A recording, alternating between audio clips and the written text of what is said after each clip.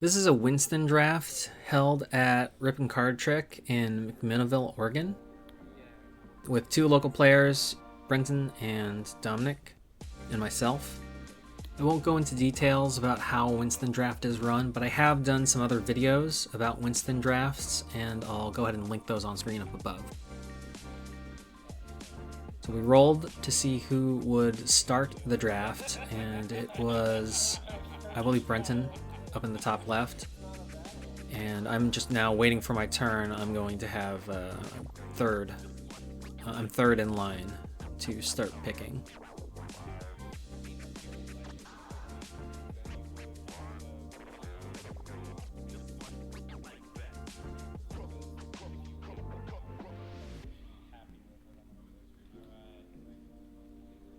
Refreshing the piles now. There's one pile that is getting pretty fat, and this pile looks like it's just sites. Probably going to ignore those for now. I think generally it's more important to focus on your creature, your minion curve, your removal options before locking in some additional sites. I took that middle pile because it had Band of Thieves, which was a 3 power, and it also had an owl in suit. I don't know if I'd actually play the owl, but it is nice to cultivate options in your card pool when you are doing a Winston draft, just so you have that extra minion that you could put into your deck if you had to.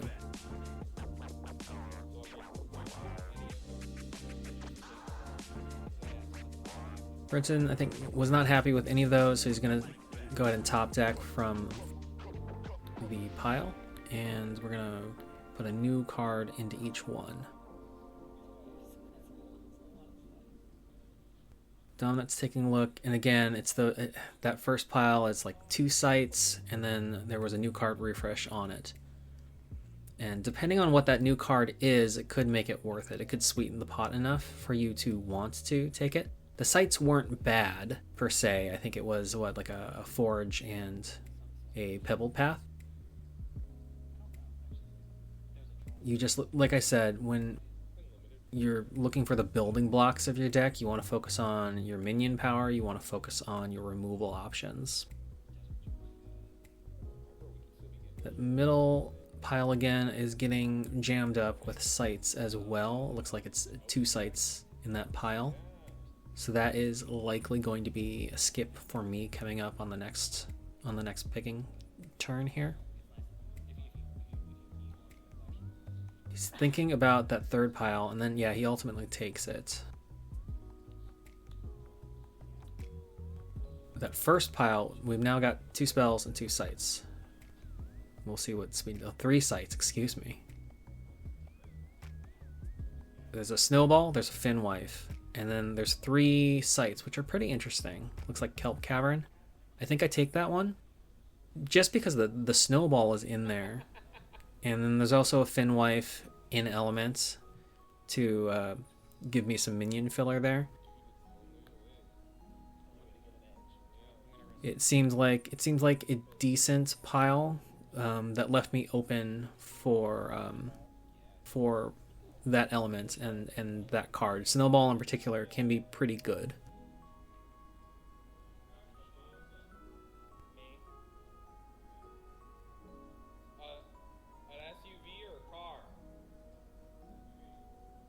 And at this point, I believe the store owner was asking if somebody could move the car in the parking lot so they could do some delivery intake. So we go ahead and take a brief break here. Turn tape over. And we're back. Dominic looks at the first pile, and I think he sees something that he likes, so he decides to take it. I'm going to refresh the piles here and see what I'm working with. There's only a single site in that first pile now, and unfortunately that is off camera, but typically you're not going to pick sites as a priority pick here in any sort of draft setting unless the site is absolutely great. Leyline Henge and Laborer, that's going to be an instant no. It's not a very strong pile there. This one has some interesting things going on. And I think I end up taking it just because right now I'm staring down like 4 guaranteed cards versus a top deck mystery card. And I thought that there was enough value in those 4 cards versus a mystery card to go ahead and just take it. So top, the first pile there got a spellbook card, and it doesn't look like it was enough to sweeten the deal because Brendan immediately put that one back. He is taking a hard look at pile number 2 here. So there must be something interesting in there. Yeah, he ends up taking it. And we're going to refresh that now. Again. Dominic gets the look at pile 1, and pile 1 has now been sweetened with 2 spellbook cards, which, you know, gives it an option to be fairly interesting. He's thinking about it, but then he ultimately decides to put it back. And he's looking at that third pile. Again, I think that third pile has 3 cards in it now, too. He's deciding to take that third one. I'm gonna go ahead and refresh these piles again, and now I get to see if this pile has kind of developed into something that's worth taking. There's a lot of good stuff here. I don't remember if I take it or not, but I think it's an interesting choice, and I opt not to do it. This one with a lumbering giant and a hamlet, I think I'm thinking hard on that one. I mean, I'm not really in fire at this point, but I could still be open to it. It's tough. It's a tough choice for me. I think I turn it down just because I haven't pulled any of the support pieces that I need to do fire at this point. And then the third pile is this Reckless Squire here. So I have to weigh whether or not I'm going to take the sure thing or if I'm going to do a top deck. And I do a top deck just because, like I said, I wasn't anywhere near fire at that point. It's a little less risky when you're gambling versus like one card that you know that's okay versus a top deck blind card. And the Reckless Squire, like, you know, it can be pretty good, especially in limited. It can be pretty good and do some work for you. I just wasn't sure whether or not I was going to be able to be in fire at that point.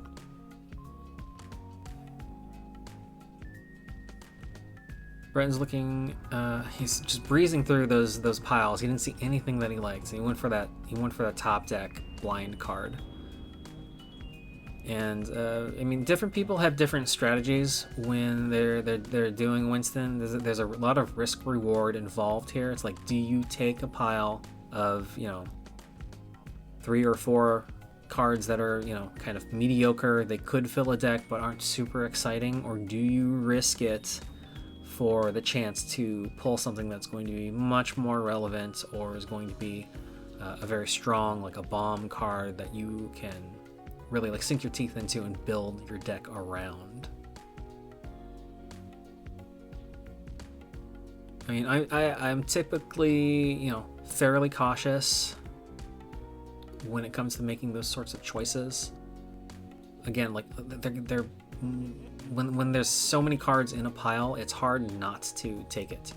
And this pile has developed pretty heavily at this point. It now has a Lake of Fonk. It now has the Dame. I'm not sure if I am going to be able to run Dame with the threshold requirements, but I go ahead and grab it anyways, just so I have the option in my card pool. Brenton looked at that first pile. It was an immediate no, so whatever that one card is, it must not be very good. He is taking a hard look at that middle pile, and he ultimately decides no on that one too. But that one at least is probably more interesting than the first one. And then he takes the third pile as well. So we refresh here.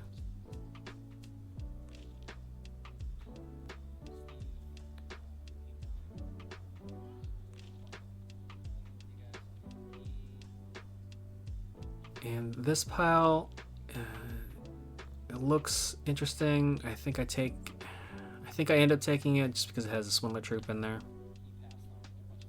The Swindler Troop, another 3-drop.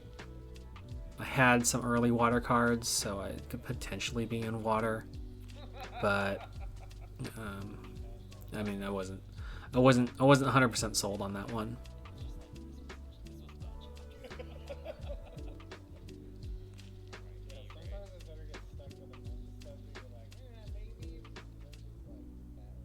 Britton's taking another look here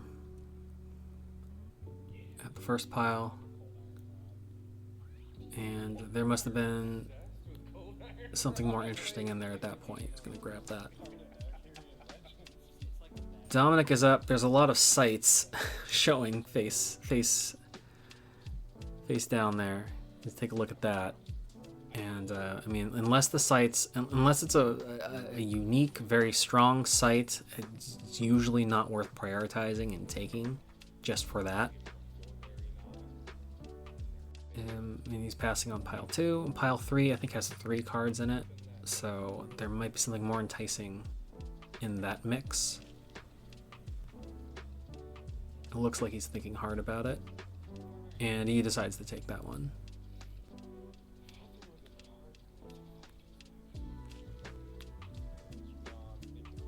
Refresh, and I get to take a look and see what is in here. Oh, and it is a leyline hench and a Fortberry Knot. That is an instant no. This one is pretty interesting. So, Treetop Hideout, pretty good site. Burning Hand's amazing. Shameless Squire, one of the better Squires. Just, it does a lot of work. It's a 1-power chump blocker, comes in with a lance. It has its ability will tap an enemy and also force it to drop any artifacts that it's carrying. So a lot of utility to be gained from a Shameless Squire. It gives you a lot of options and a lot of freedoms.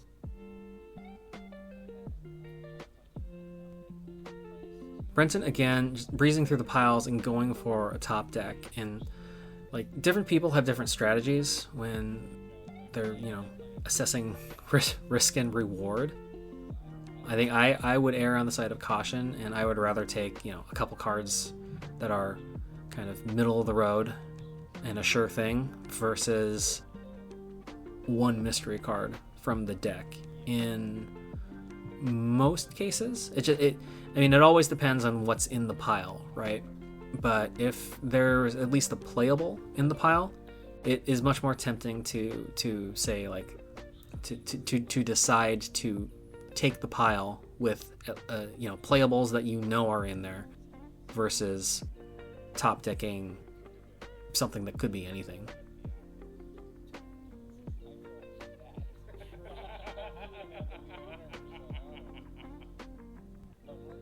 Brendan is teasing Dominic about saying, you could just ignore all the piles and go top deck the Atlas, because we see that there's an Atlas card on there. we universally agree that is probably a very bad idea to do that. He's looking at that third pile, and I'm pretty sure he's probably going to take that third pile versus the top deck on an Atlas card. Yep, there it goes. So cards refresh the piles here, and now I get to see what that card was. And it was a Wizard's Den, so that actually wouldn't have been the worst pick. This pile started off terrible, and it has kind of been sweetened here with Magic Missile, Red-Breasted Robin, and a Wizard's Den, and I think I take it at this point. I'm actually a little surprised that it made it through a round there, and neither of them opted to pick that one up for the Magic Missile.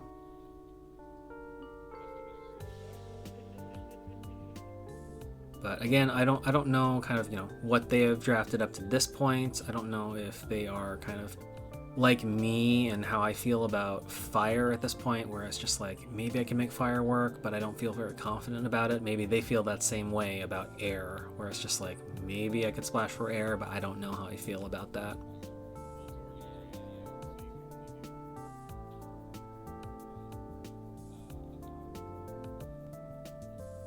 So he's looking at the middle pile. I think that one has the most cards in it right now with 3. Is he going to keep it or is he going to put it back? He's going to put it back, so that pile is going to get pretty big.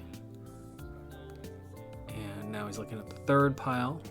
And again, it's only 1 card. It's a lot easier to make a decision about whether or not you're going to choose the top deck versus the known if it's just a single card. But I now have some pretty cool pile options here, just because the piles look like they're getting pretty big. The first one has 3 cards in it. It's not super exciting, not a lot of exciting options in there, so I passed that one. This pile, however, now has a bunch of interesting stuff in it. Hider Sprites, a playable 2-drop. Shameless Squire, a pretty good Squire. Pond is great especially if you can find beasts for it. And then Sir Tristan, again, it can be very strong in your deck, especially in a limited deck, if you can hit the threshold requirements for it. And I wasn't sure if I was going to be able to do that when it came time to construct the deck. Just like when I drafted the Dame earlier, I wasn't sure if I was going to be able to hit those threshold requirements, but I think the potential is worth it, just to grab it and have it in your card pool and then figure it out later.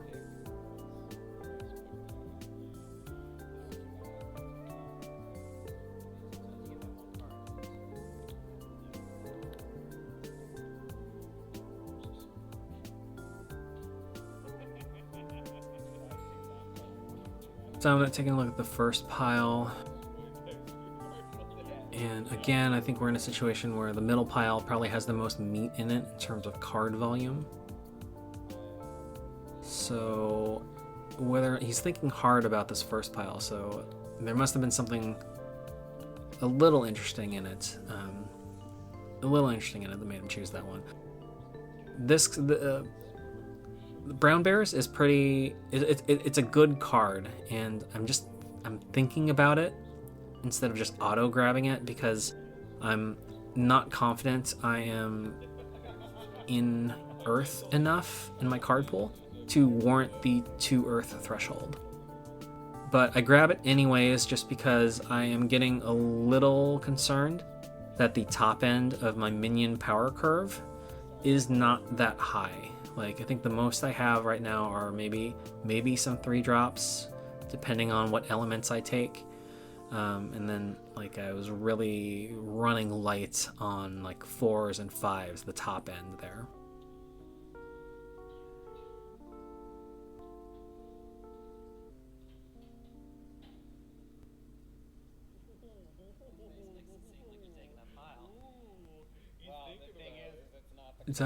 Dominic, we're just teasing him because he looked at the card and had a reaction, and it seemed like it was a pretty interesting card, and he just wasn't sure. He wasn't sure if he could make it work. But again, if you find a card that looks pretty good, just grab it.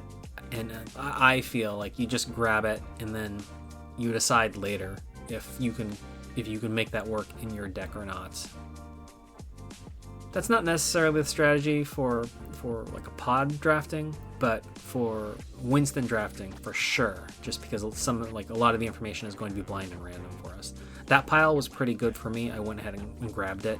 There were a lot of very relevant air cards in there, and my card pool was leaning fairly heavy towards air at that point, so I felt pretty good about just instantly grabbing that. Arc Lightning, just a very strong damage and removal option card. The Lookout was just additional value.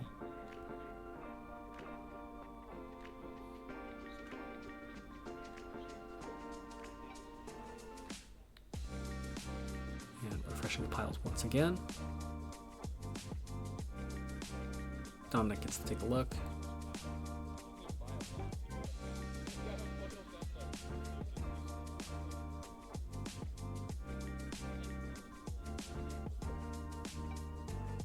Didn't like that one. He's taking a look at the second card here. That one apparently was good enough to take.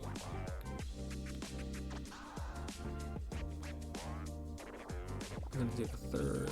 Take a look at this pile here. There's some interesting stuff in there. Fire Breathing, probably the star of these 4 cards. Sherwood Huntress is, it's a playable 2-drop, which is good. Tactical Move, also, a decent card if you have the minions to support it. I went ahead and grabbed those just because, again, like I'm pretty heavy in air, so it felt good to get those 2 air cards that were playables, as well as the Fire Breathing, which, again, I wasn't sure if I was going to be able to make fire work to that extent, because it did have a 2 threshold requirement, but it is nice to at least have the option.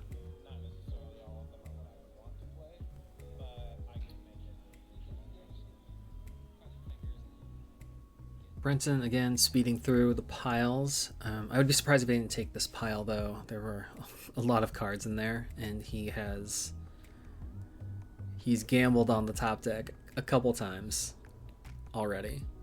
Yep. Yep, he went ahead and took the sure thing.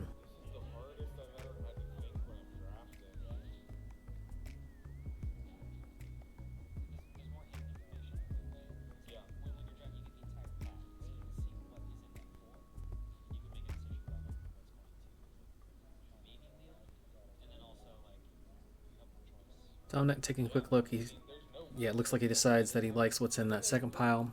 Goes ahead and pulls that. First pile here, I see the Unseelie Court, and I think that's going to be an instant pick for me. And that, I think, was the first pile where I pulled something that I was actually got really excited about having. Unseelie, I think, is better than the Seelie Court in Limited, in that I think it's better to force discards than it is to let everybody draw more cards. And like I said before, my minion power curve at the time was pretty low, so I didn't have anything at the top end. So it was nice to see that to get a 5 power to fill up my top end. Unseelie is also in air, and again, I was leaning pretty heavily into air in my card pool, so I felt pretty good about that get.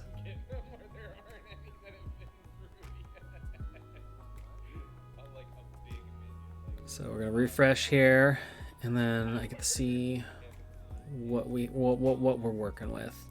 This pile is actually pretty good. It has a Lumbering Giant, which is a very good card. It has a Finwife, which is a playable 2-drop, I guess, and it has a Sisters of Avalon, which I think is also a playable in Limited.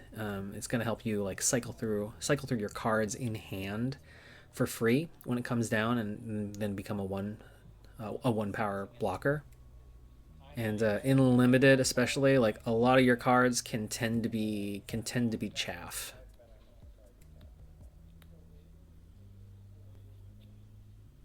Just because you build the deck with what you have in your card pool, and you're not always going to have 24 spells that you are very enthusiastic about.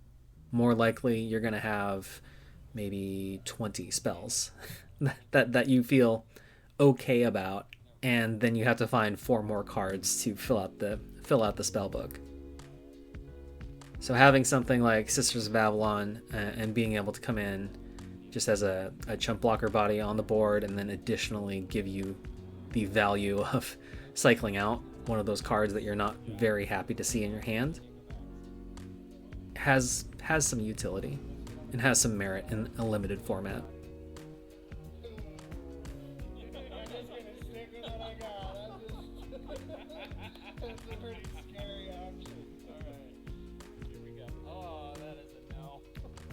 Looking at that last pile with just the magpie is a no. This pile 100% much stronger. So I go ahead and grab that one. So that'll go ahead and round out the drafting portion here.